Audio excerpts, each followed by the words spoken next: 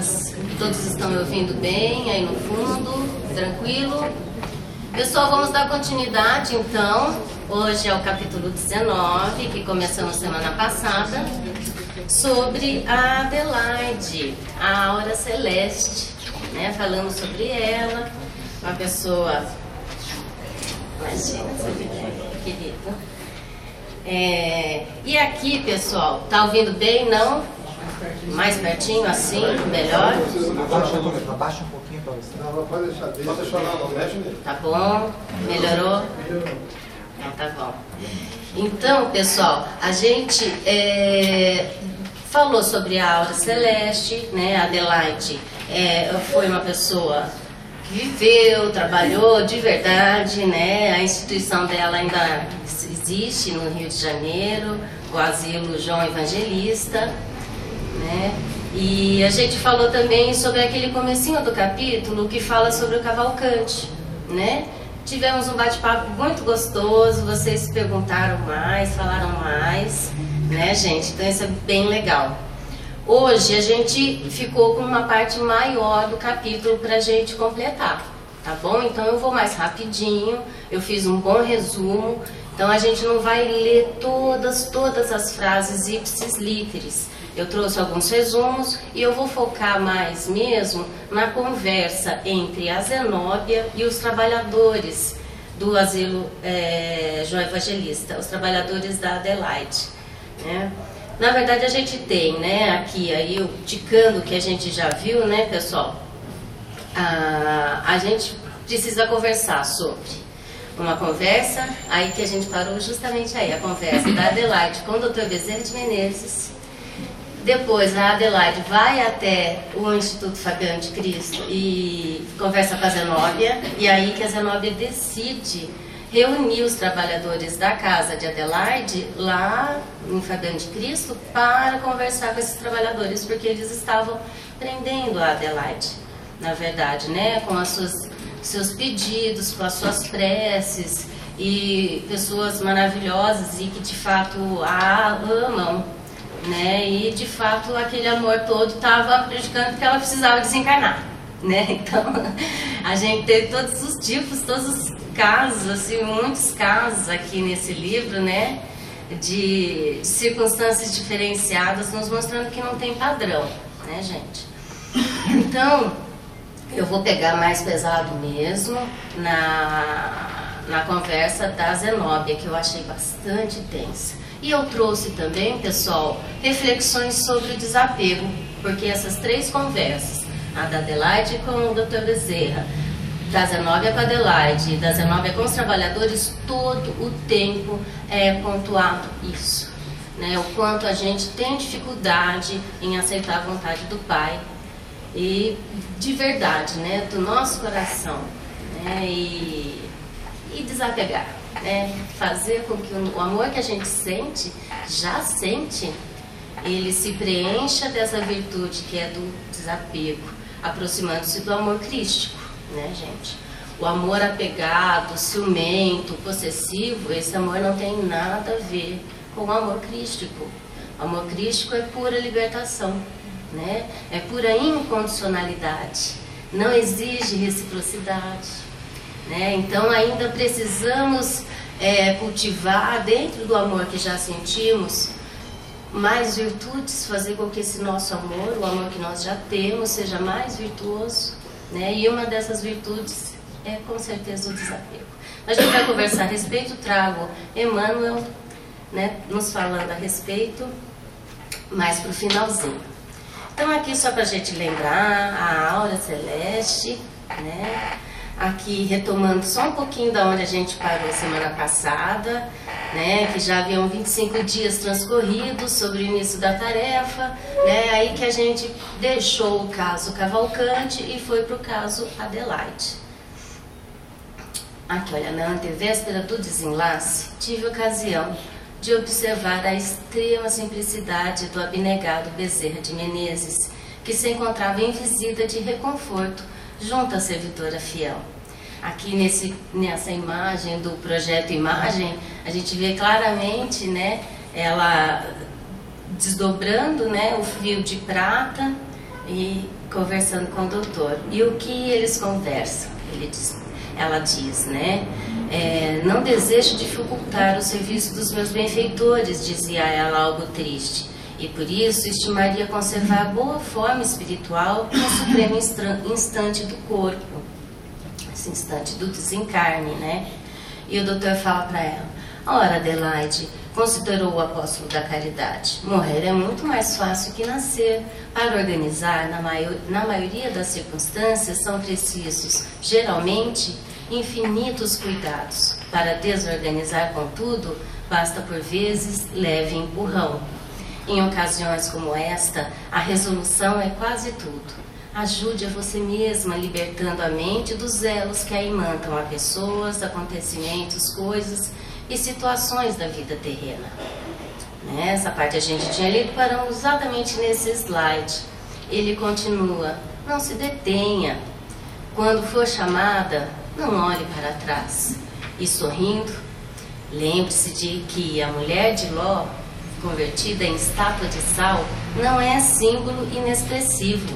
Há criaturas que no instante justo de abandonarem a carne, voltam o pensamento para o caminho palmilhado, revivendo recordações menos construtivas. Tropeçam nas próprias apreensões como se essas fossem pedras soltas ao léu na senda percorrida. E ficam longos dias fisgadas no anzol do incoerente e insatisfeito desejo, sem suficiente energia para uma renúncia nobilitante. Espero, asseverou a interlocutora Adelaide, em tom grave, que os amigos me auxiliem. Sinto-me socorrida, amparada, mas tenho medo de mim mesma. Pessoal, vocês se lembram dessa historinha do Velho Testamento? A esposa de Ló? A esposa de Ló, quem era Ló? Sobrinho de Abraão. E eles estavam aonde? Sodoma e Gomorra. E eles fogem porque a cidade foi destruída. E ao fugir, ela olha para trás. E o que é esse olha? Ela não queria fugir, ela não queria sair da cidade. Mas ela olha para trás e ela se transforma numa estátua de sal. O que significa essa estátua de sal? Essa cristalização, essa paralisação. Gente? Quando a gente se fixa muito ao passado, bem materiais, seja ao passado, seja a bens materiais, acontecimentos, circunstâncias, a própria obra, enfim, a qualquer coisa, a toda a alteridade. O que é a alteridade? Alteridade é tudo que não é a individualidade, Então, todo o resto, a tudo que a gente se apega, isso prejudica o laço, Porque é laço, não é amarra, é isso que a gente vai ver, Então, é um símbolo mesmo, a mulher de Ló ter se cristalizado. Ela conseguiu fugir? Não, ela virou uma estátua. Ela parou de se mover, ela parou de prosseguir, de caminhar, de seguir, Então, é retrocesso. Estamos cheios de retrocessos, nossos mesmos, coletivos. Isso é muito natural, porque a evolução vai em ciclos e a gente não está em linha reta como Cristo. A gente vai e volta, Mas cuidemos, para que a gente olhe sempre para frente, sem se apegar também ao futuro. O apego ao futuro é a ansiedade, Também é uma doença do nosso tempo, gente? Na verdade, seja passado, seja futuro, eles são expressões de um tempo que não existe verdadeiramente. O que existe é o presente contínuo, A gente, quando não consegue essa plenitude de permanecer sempre mais no presente e foge muito, aí vem muita melancolia, Mesmo do outro lado tem a depressão, muitas vezes, da ansiedade, Então é muito importante essa plenitude do presente, E olhar para frente, sem apego ao passado, apego ao tempo. Esse é o conselho do doutor. Aí que ele continua falando: Preocupada sim, minha amiga. Não vale a pena. Compreendo-lhe, todavia, a ansiedade. Também passei por aí. Creia, entretanto, que a lembrança de Jesus ao pé de Lázaro foi ajuda certa ao meu coração. Em transe igual, busquei insular-me, cerrar ouvidos aos chamamentos do sangue, fechar os olhos à visão dos interesses terrenos. E a libertação, afinal, deu-se em poucos segundos. Pensei nos ensinamentos do Mestre, ao chamar Lázaro de novo à existência, e recordei-lhe as palavras: Lázaro, saia para fora. Centralizando a atenção na passagem evangélica, afastei-me do corpo grosseiro sem obstáculo algum. A simplicidade do narrador encantava. Adelaide sorriu, embora preocupada. Jerônimo comenta que ela partirá em condições excepcionais e que aqueles que se agarram em demasia aos caprichos carnais, a situação não é agradável. Porquanto o semeador de espinhos não pode aguardar colheita de flores. Os que se consagram à preparação do futuro com a vida eterna, através de manifestações de espiritualidade superior, instintivamente aprendem todos os dias a morrer para a existência inferior. Pessoal, quanta informação aqui, hein? Nossa Senhora, não vai dar tempo de falar tudo, meu Deus! Né? Olha, o que ele nos diz? Quais são as condições especiais da Adelaide? Ela era uma médium com uma mediunidade altamente treinada, né? Então ela tinha muitos tipos de mediunidade, né? E ela estava recebendo todo esse auxílio dessa equipe, né? E a condição especial maior de todas, a bondade do coração dela, né? O esforço, a dedicação, todo o trabalho que ela desenvolveu ao longo da vida, né?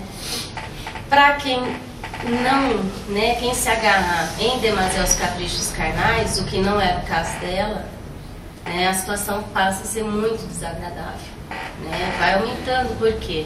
Porque é uma obrigação, é uma imposição de desapego. Ou desapega, ou vai ficar ali sentindo, né? Se vai ser enterrado, vai ficar lá preso com aquele cadáver, é um horror, né, gente? Então, e aqui eu sempre me lembro da Fernanda, dando esse exemplo, né, dos morangos. Eu fiz questão de trazer, Fernanda querida, né? E aqui tudo bem, tem os morangos de estufa, né? Mas essa imagem é muito clara, né? Então a gente tem que ter muito nítido isso pra gente. Estamos em meio a espinhos. Em que medida esses espinhos foram plantados por nós mesmos, né? E como podemos fazer com que eles frutifiquem, melhorem, sejam contornados de maneira que a gente possa produzir flores. Os cactos também dão flores, né? Pessoal, morrer para a existência inferior. O que é? Eu falei que ia perguntar, hein? O que é morrer para a existência inferior, né? Através de manifestações de espiritualidade superior.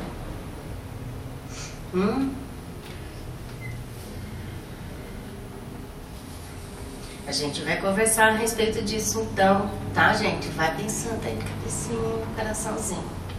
André nos conta que ela ficou mais calma e confortada e logo depois foram ao lar Fabiano de Cristo, no plano espiritual, porque Zenobia queria vê-la. Na conversa fraterna entre as duas, Adelaide expôs suas dificuldades. Ligara-se fortemente à obra, iniciada nos círculos carnais, e sentia-se estreitamente ligada não somente à obra, mas também aos amigos e auxiliares. No íntimo estava preparada, no entanto, reconhecia a extensão e a complexidade dos óbices mentais. Seu quarto de dormir na casa terrena semelhava a redoma de pensamentos retentivos, a interceptar-lhe a saída.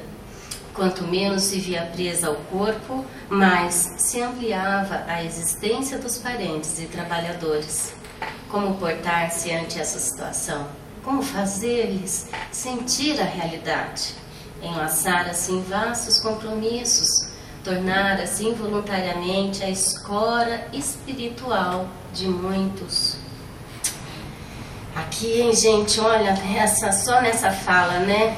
O que eu vou fazendo? Eu vou aumentando a fonte, vocês perceberam, né? Para a gente destacar algumas ideias. Redoma de pensamentos retentivos, né? A gente faz isso, a gente é capaz de repente envolver alguém com os nossos pensamentos, só com a nossa própria exteriorização da nossa própria sensibilidade, aumentando a aura. Com certeza, gente, a gente faz isso o tempo todo, né? Se a gente está desejando o bem, por exemplo, em prece, né, aquela nossa vibração vai chegar até a quem nós estamos dirigindo essa prece, vocês têm certeza. O contrário, idem, né, gente? Por isso a gente precisa ter muita vigilância, né? Porque ainda existe muita agressividade em nós, né? E uma vez suscitados, né, a gente pode virar onça, né? Ainda, né? Os nossos instintos animais que ainda vivem em nós. Pode falar, Geni. Sim, é exatamente isso, né? Você quando deseja o bem de alguém ou ora por alguém e essa pessoa está numa situação bem delicada, já talvez estado terminal, como fazer para que isso seja bom, mas sem correr esse risco de reter ou estar causando alguma coisa que está impedindo isso, né? Que é como separar um pouco isso, né? Você poderia comentar um pouquinho? Com certeza, querido. Né? É uma pergunta que de fato é muito pertinente. Não tem receita para isso, né, meu anjo? Como é que a gente faz? É muito amor mesmo, é fazer crescer o amor dentro da gente. E vigiar o nosso egoísmo. Né? Vigiar por quê? Porque o nosso amor ainda é muito egoísta. Então, na hora que a gente vai tendo que se vigiar, né? A gente não vai deixar de fazer prece para alguém convalescente que a gente ama, para que a pessoa sinta menos dor. Mas é importante que a gente peça ao Senhor que a sua vontade se faça, né? E que seja a vontade feita com a misericórdia dele, para que exista o mínimo de sofrimento para aquela pessoa que a gente ama, né? E idem para os nossos corações, para que o Senhor nos ajude de fato a conseguir ter esse amor desprendido, a conseguir ter esse amor libertador, porque na hora a gente ainda vai fraquejar, né? Então, se é alguém realmente muito importante, a gente vai sofrer, é legítimo que sofra, né? Mas a gente ciente de que as nossas próprias preces de melhoria para a pessoa pode prejudicar o desencarne dela, né? Isso nos coloca com a responsabilidade de, uma vez cientes com todo esse conhecimento que a doutrina espírita nos dá, mudarmos a nossa postura, né? Então,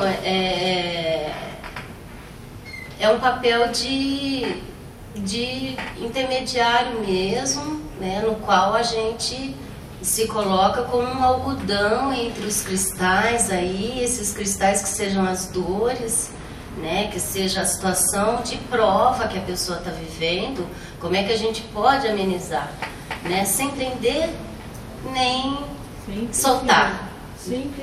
Sem interferir negativamente, né? E como a gente ainda não percebe muito, isso que é bom confiar no Pai. Confia no Pai, né? Porque a gente às vezes não percebe. A maior parte dos erros que a gente comete, muitas vezes, não é de má fé, é ignorância mesmo, é atrapalhice, né? Eu mesmo falo por mim, eu sou mega atrapalhada.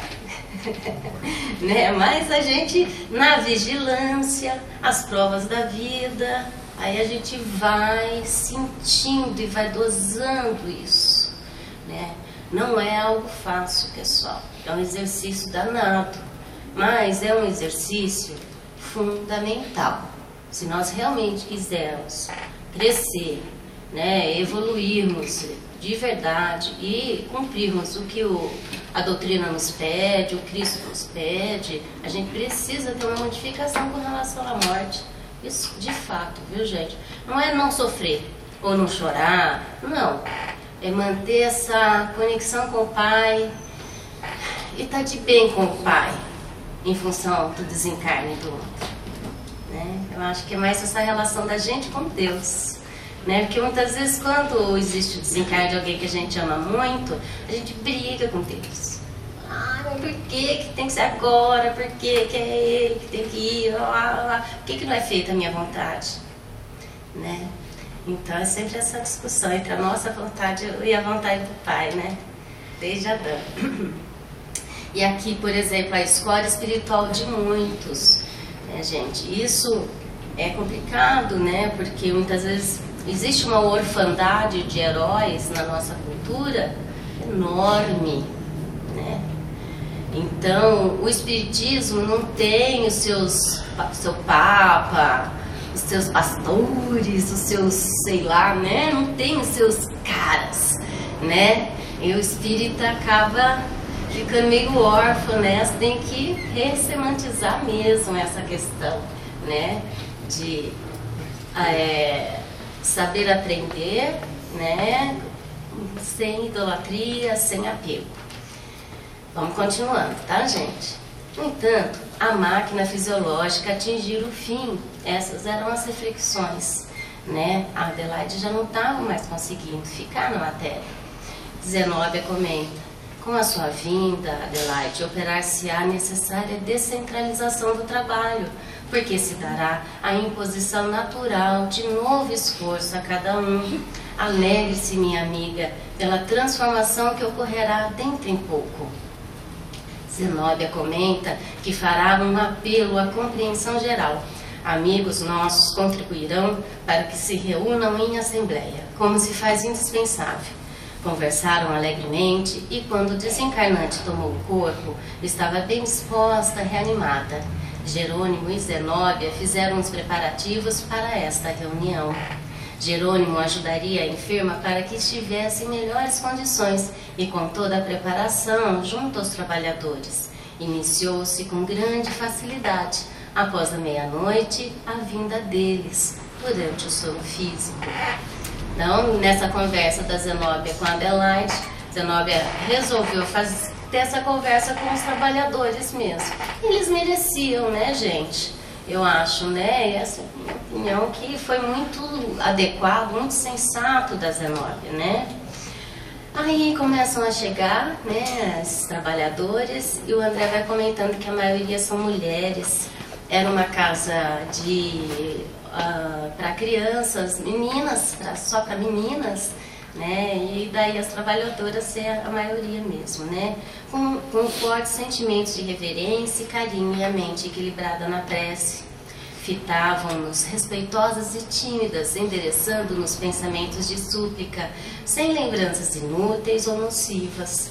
Os poucos homens que compareceram estavam contagiados pela veneração coletiva e mantinham-se na mesma posição sentimental.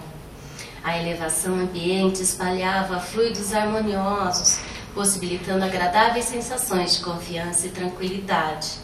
Acionando peças de eficaz cooperação, submetemos a enorme dependência a rigoroso serviço de limpeza. Os componentes da Assembleia podiam descansar tranquilos, sem o assédio de correntes mentais inferiores. Aqui eu até destaco, né, gente, peças de eficaz cooperação. Nós não sabemos o que é, né? Mas certamente podem ser realmente máquinas que fazem um campo eletromagnético de proteção, né, gente? Luzes e flores da nossa esfera espargiam notas de singular encantamento. Por isso mesmo, era belo apreciar o contínuo ingresso das senhoras que, em oração, à distância do organismo grosseiro, irradiavam de si próprias admiráveis expressões de luz nitidamente diferenciadas entre si. André narra: conservávamos junto de todos em atitude vigilante para manter o imprescindível padrão vibratório, Quando Adelaide e Zenóbia chegaram, esta ergueu a destra a Zenóbia, que é bem essa imagem do projeto Imagem, pessoal, rogando a bênção divina para a comunidade que se reunia, e raios de claridade safirina saíam dela, denotando suas conexões divinas. Então é que eu trouxe algumas safiras, para a gente saber o que são esses raios safirinos, tá, gente? Então são raios azulados, né? E aí toda a situação, e aqui a gente vê claramente os fios, né, pessoal? Os fios de prata, um projeto muito bom mesmo, né? E aí a Zenóbia começa a conversar. Minhas irmãs, meus amigos, serei breve. Venho até aqui somente fazer-vos pequeno apelo. Não ignorais que a nossa Adelaide necessita passagem livre a caminho da espiritualidade superior. Enferma desde muito, cooperou conosco anos consecutivos, dando-nos o melhor de suas forças. Dócil às influências do bem, foi valioso instrumento na organização desta casa de amor evangélico. Administrou a obra com cuidado e muita vez em nosso Instituto de Socorro, no Fabiano de Cristo. Fora dos círculos carnais, recebemos preciosa colaboração do seu esforço e de sua boa vontade. Né? Nossa, mas ela não estava encarnada, mas ela trabalhou lá também? Sim, nós trabalhamos em muitos lugares, pessoal. Né? Quem de fato se coloca, lembra do Senhor, os trabalhadores da vinha? Quem se coloca na praça para trabalhar, gente, ainda mais em nosso tempo, pode ter certeza que os nossos mentores nos levam a trabalhar assim. É só ter o coração disposto, viu? Que o serviço na vinha não falta, né? Então, durante o sono, nós, com esse desejo, com certeza eles nos levam, né? Todas as suas influências do bem, foi valioso instrumento na organização desta casa de amor evangélico. Administrou a obra com cuidado e muitas vezes em nosso Instituto de Socorro, fora dos círculos carnais, recebemos preciosa colaboração do seu esforço e de sua boa vontade. Por que a detendes? Há dias, o quarto de repouso físico da doente, que nos é tão amada, permanece enlaçado com pensamentos angustiosos. Olha aqui a deixa, né, da sua pergunta, né? Porque a gente ainda se angustia muito frente a essas situações. A gente não tem muita aceitação, né, gente? Eu, pelo menos, assim, eu falo por mim mesmo, me falta muita aceitação frente a essas coisas, né, que nos machucam, né? A ver alguém que a gente ama desencarnando não é uma coisa alegre, não é uma coisa agradável, mas como viver essa situação com resignação, consentindo, né, emocionalmente, sentimentalmente, permitindo, consentindo que a vontade de Deus se faça, né? Então, só de não ter os pensamentos angustiosos já ajuda, né? Mas para a gente não sentir angústia, né, frente ao sofrimento daquele que a gente ama, vocês percebem que precisamos de um equilíbrio emocional, né, gente? O amor crístico, ele demanda de nós muito equilíbrio, pessoal, muito equilíbrio emocional, muito, né? Então, cuidar das nossas emoções é fundamental, né? A ideia é o amor a nós mesmos, né? Quando a gente não se demora na tristeza, na raiva, não se permite, né? Não se permite se deixar pela raiva, pela tristeza. Isso é alto amor. E com alto amor a gente consegue amar melhor o próximo, né, gente? São forças que partem de vós. A Zenóbia continua. Sem dúvida, companheiros ciosos do trabalho em ação, mas esquecidos do faça-se a vossa vontade, que devemos dirigir ao Supremo Senhor em todos os dias da vida. Lastimo as circunstâncias que me compelem a falar-vos com tanta franqueza. Entretanto, não nos resta alternativa diferente. Acreditais na vitória da morte em oposição à gloriosa eternidade da vida? Aí, ó. Ué, gente, né? Temos que viver o que a gente prega, né? De verdade, né? Tudo bem que foram milhares de anos, né? Temos milhares de anos aí em outras religiões. A gente treinou, né? Fazer o contrário? Treinou fazer o contrário, né? E legitimar a palavra, né? Com as nossas atitudes contrárias, muitas vezes. Sim, né? Essa é uma história da humanidade, né, gente? Então, isso precisa mudar, né? Adelaide apenas restituirá maquinaria gasta ao laboratório da natureza. Continuará, porém, contribuindo nos serviços da verdade e do amor, com ânimo inextinguível. Quanto a vós, não olvideis, não esqueceis a necessidade de ação individual no campo do bem. Por que a ação individual no campo do bem? Porque eles estão muito atrelados, eles estão muito teia, né? Teia num grau de apego, né? Quer dizer, que dizer do viticultor que estima o valor da vinha somente através dos serviços de alheias mãos? Como apreciar o amante das flores que nunca desceu a cultivar o próprio jardim? Não façais a consagração da ociosidade, mantendo-vos à distância do desenvolvimento de vossas possibilidades infinitas. Isso é muito importante, né, pessoal? Nós temos possibilidades e potencialidades infinitas, né? A gente tem que tirar da nossa cabeça que somos seres limitados.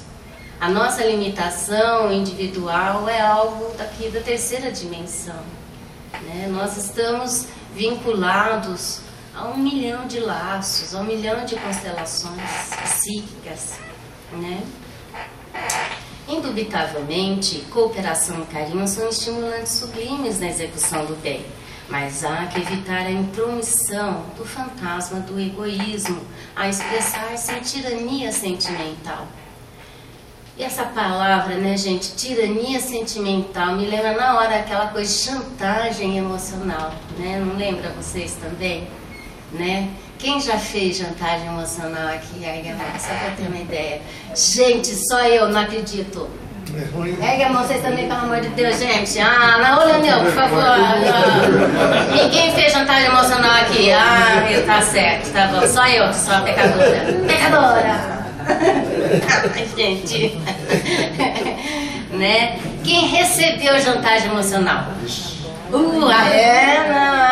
A chantagem emocional dos outros a gente lembra mais, né?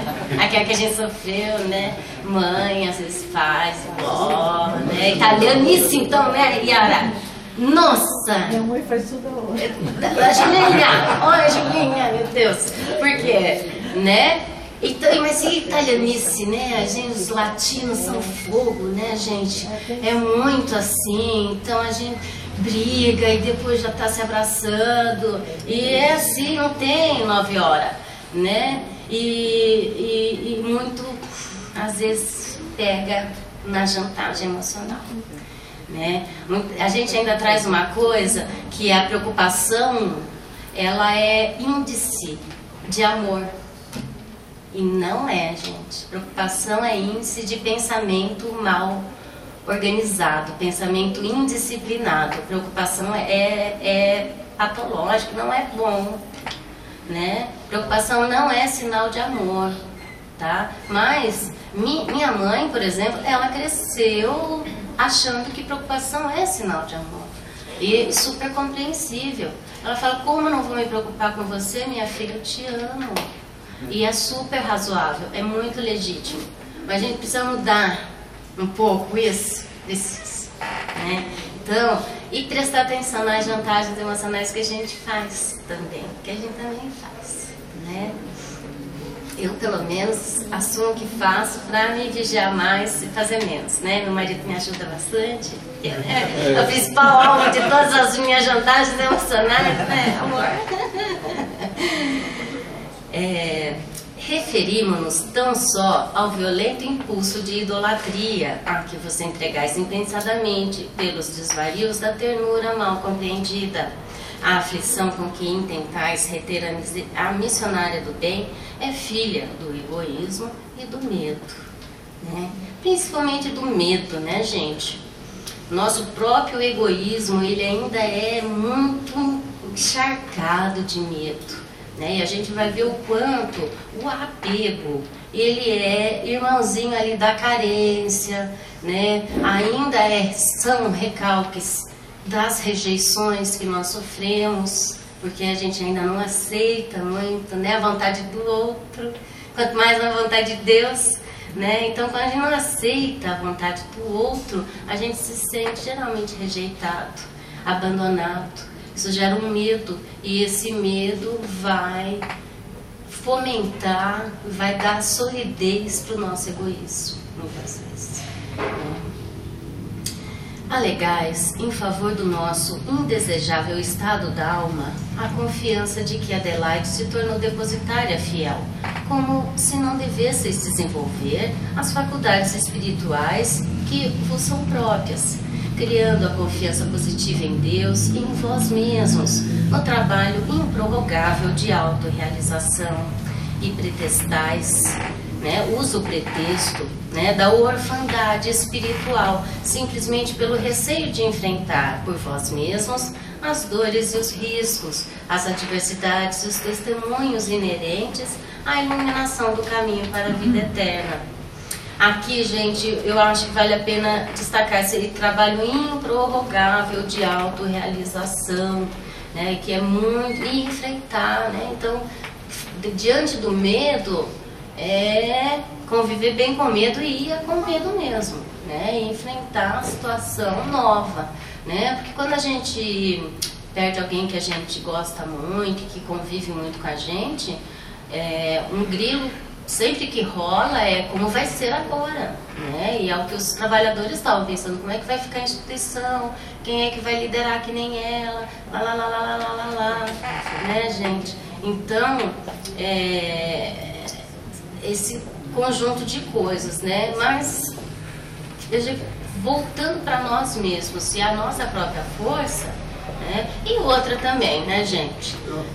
A gente tem que ter muito claro isso, e a Zenóbia vai falar, a gente é coadjuvante, tá? A gente é totalmente coadjuvante, a gente é instrumento, como a doutora Marlene nos dizia, a gente é grama, nasce uma hoje, morre amanhã, nasce outra. Então é a espiritualidade superior dessa casa, é o Dr. Caibar Schutel, as egrégoras do Dr. Bezerra de Menezes, que de fato organizam esta casa. Todos os nossos trabalhos, os nossos suores são coadjuvantes, né? E daí, muitas vezes esse medo é o nosso excesso de alta importância, né? Também, né, gente? Valei-vos da bendita oportunidade para repetir velha experiência de incompreensível idolatria. Convertem companheiros de boa vontade, mas tão necessitados de renovação e luz quanto vós mesmos, em oráculos erguidos em pedestais de barro frágil. Santo é de barro, né, gente? Então, idolatria, assunto danado, hein? Também daria horas de conversa, gente, idolatria. Né? Porque antes era o bezerro de ouro, lembra? Moisés vai só, eu também com as leis, né? Psicografia direta, né? Mas chega e já mata todo mundo porque estavam lá adorando bezerro de ouro. Terrível, né? E hoje a gente adora bezerro de ouro também ou não? Será? A gente tem ídolos? Né, gente? Aqui eu coloquei a arena, né, os leões, era muito a diversão da época, né? Os cristãos primitivos morreram todos, mas todos assistiam, né, durante o almoço, né? Então era uma coisa super divertida para eles. E era até, meu Deus, gente, Europa, século XIX, né? Qual que era a diversão de domingo? Assistir os enforcamentos, tá? Enfim, e agora? Aí eu ponho o estádio, que é a nossa arena atual, os jogadores de futebol, bababá, né?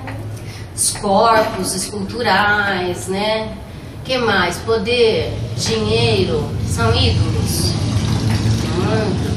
Pro mundo materialista demais, né, gente? Continuemos na fala 19. Corporificais o ídolo no altar da mente, infundindo-lhe vida fugaz. E indiferentes à gloriosa destinação que o universo vos assinala, estimais o menor esforço que vos encarcere em automatismos e recapitulações. Se o ídolo não vos corresponde à expectativa, alimentais a discórdia, a irritação, a exigência. Se falha após o início da excursão para o conhecimento superior, senti-vos desarvorados. Se rola do pedestal de cera, experimentais o frio pavor do desconhecido. O frio pavor do desconhecido pelo alto relaxamento na renovação própria. Não somos infensos, não somos contrários às manifestações de carinho. A saudade e o reconhecimento caminham juntos. Todavia, no âmbito das relações amistosas, toda imprudência resulta em desastre. Aqui, pessoal, nesse slide vamos destacar menor esforço que vos encarcera em automatismos e recapitulações. Né? Ainda a nossa cultura preza e valoriza muito o menor esforço. Né? E isso no sentido de que não é de facilidade, no sentido de eu faço facilmente esse bolo porque eu conheço a receita, eu já fiz o bolo várias vezes, para mim é muito fácil fazer esse bolo. Essa facilidade é benéfica, essa facilidade é santa. Agora, o menor esforço, não. Porque o menor esforço é a vantagem, é o interesse pessoal. É a vontade de ter vantagem sobre a alteridade. Né? Astúcia. Então, o menor esforço nesse sentido, né, do que na autocomplacência que nós temos com o nosso desenvolvimento espiritual. Né? Nós somos autocomplacentes, nós nos mimamos. Eu falo por mim, eu me mimo muitas vezes, né? Mas eu, sabe, às vezes eu fico assim, às vezes eu sou muito exigente comigo, mas aí eu volto e eu fico complacente. Eu fico muito exigente, eu fico complacente. Então não pode, tá, gente? Tem que firmar no equilíbrio aí. Porque a gente vai nesse, né? Também, se exigir demais, pode ser deletério, porque a gente força a nossa barra. E aí pode ficar falso, muitas vezes. Né? Então, é um processo complicado, né, gente? E constante, complexo. O que seria de nós se Jesus permanecesse em continuado convívio com as nossas organizações e necessidades? Não passaríamos, talvez, de maravilhosas flores da estufa, sem vida essencial, por excesso de consulta e abuso de confiança. Não desenvolveríamos a capacidade de administrar ou de obedecer. Aqui eu trago as flores de estufa e as flores selvagens mais misturadas, aí no exemplo da Zenóbia. Carentes de valor próprio, erraríamos de região em região em compactos rebanhos de incapazes, à procura do oráculo divino. Talvez, em vez disso, o mestre sábio tenha limitado ao mínimo de tempo o apostolado pessoal e direto, traçando-nos serviços dignificantes para muitos séculos, em poucos dias. Deu-nos a entender, desse modo, que o homem é a coluna sagrada do reino de Deus, que o coração de cada criatura deve iluminar-se como santuário da divindade para refletir-lhe a grandeza augusta e compassiva. Não vos esqueçais, meus amigos, de que todos nós, individualmente considerados, somos herdeiros ditosos da sabedoria e da luz. Zenóbia interrompeu-se nesse instante, como se atendessem. De muito altos apelos silenciosos, começaram a cair sobre nós raios de luz balsamizantes, acentuando-nos a sensação de felicidade e contentamento. E a Zenóbia continua. Afirmo mentalmente que Adelaide é a viga mestra desse pouso de amor, que surgirão dificuldades talvez invencíveis para que seja substituída no leme da orientação geral. Entretanto, sabeis que vossa irmã, não obstante os valores incontestáveis que lhe exornam a personalidade, foi apenas instrumento digno e fiel desta criação de benemerência, sem ter sido, porém, sua fundadora. Foi utilizada pelo doador das bênçãos nos trabalhos de extensão do Evangelho purificador, Não lhe deponhais na fronte, amiga, a coroa da responsabilidade total, cujo peso de glórias deve repartir-se com todos os servos sinceros das boas obras, como se dividem, inevitavelmente, os valores da cooperação. Adelaide conhece a sua condição de colaboradora leal e não deseja lauréis que de modo algum lhe pertencem. Aguarda apenas que os companheiros de luta transfiram ao Cristo o patrimônio de reconhecimento, rogando simplesmente as afeições, a simpatia e a compreensão para suas necessidades na vida nova. Libertemo-la, pois, oferecendo-lhe pensamentos de paz e júbilo, partilhando-lhe a esperança na esfera mais elevada. Após essa fala de Zenóbia, os trabalhadores voltaram assistidos pelos cuidados da instituição. O retorno de Adelaide foi complicado e doloroso. Súbito mal-estar invadiu-a ao entrar em contato com os depauperados centros físicos. Tomava-os e abandonava-os sucessivamente, como o pássaro a sentir a exiguidade do ninho. Nessa situação, Jerônimo nos explica: depois da palavra esclarecedora de Zenóbia, extinguiram-se as correntes mentais de retenção que se mantinham pelo entendimento fraterno da comunidade reconhecida. Privou-se o corpo carnal de permanente socorro magnético, ao qual o afluxo dessas correntes alimentava, atenuando-lhe a resistência e precipitando a queda do tono vital. Além disso, o contentamento dessa hora robusteceu-lhe os centros perispirituais. Impossível dessa forma evitar a sensação angustiosa no contato com os órgãos doentios. Percebem, pessoal?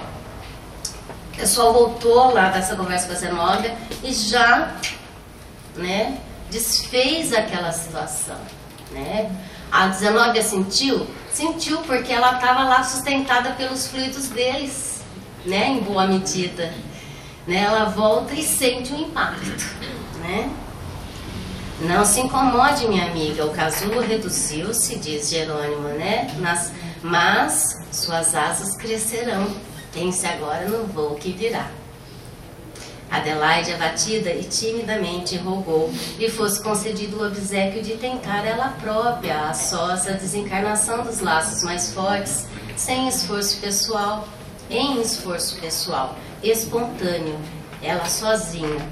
Jerônimo aqueceu satisfeito e, mantendo-nos de vigilância, em câmara próxima, num quarto ao lado, deixamo-la entregue a si mesma durante as longas horas que consumiu um trabalho complexo e persistente. Não sabia que alguém pudesse efetuar semelhante tarefa sem concurso alheio.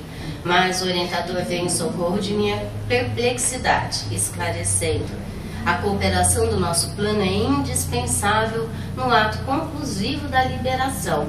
Todavia, o serviço preliminar do desenlace no plexo solar e no coração, que também é um chakra, gente? Aqui a gente está falando de 2 chakras, que é o chakra gástrico e o chakra cardíaco, E são chakras raiz, muito raiz, por mais que eles não sejam chakras, porque aí está passando dos inferiores para os inferiores, mas são chakras que nos colocam na Terra, São chakras responsáveis pela alimentação do corpo físico, pelo ar, pela alimentação, pelo tudo que é o planeta Terra, Nós estamos aqui como extensões do planeta, gente? Pode, em vários casos, ser levado a efeito pelo próprio interessado. Então, esse desprendimento no chakra cardíaco e gástrico, ela queria fazer sozinha, Ser levado a efeito pelo próprio interessado quando haja adquirido, durante a experiência terrestre, o preciso treinamento com a vida espiritual mais elevada. Não há, portanto, motivo para surpresa. Tudo depende do preparo adequado no campo da realização. Meu dirigente explicara-se com muita razão. Efetivamente, só no derradeiro minuto interveio Jerônimo para desatar o apêndice prateado. Aqui o projeto de imagem, pessoal, muito bacana. A agonizante estava livre, enfim. Abriu-se a casa à visitação geral evangelizados pelo verbo construtivo de Zenóbia, os cooperadores encarnados, embora não guardassem minudentes recordações, sustentaram discreta atitude de respeito, serenidade e conformação. A denotada batalhadora, agora liberta, esquivou-se gentilmente ao convite para a partida imediata. Esperou a inumação dos despojos, consolando amigos e recebendo consolações. Depois de orar fervorosamente no último pouso das células exaustas, agradecendo-lhes o precioso concurso nos abençoados anos de permanência na crosta, Adelaide, serena e confiante, cercada de numerosos amigos, partiu em nossa companhia a caminho da casa transitória de Fabiano, ponto de referência sentimental da grande caravana afetiva. E aqui a gente termina o capítulo, a narrativa do capítulo, né, pessoal? Mas aí eu trouxe mais um monte de coisa que não vai dar tempo da gente falar, porque já é 10 para as 8, tá? Aí fica para as férias, quem quiser, mando os slides, a mensagem do Emmanuel, tá, gente? Infelizmente, ó, a gente conversou um pouquinho sim, né, com a sua pergunta, que foi muito bem-vinda, né? Ele vai falar justamente isso, né, gente? Eu trouxe também algumas questões, mas que a gente, quando tiver a oportunidade, vai conversar.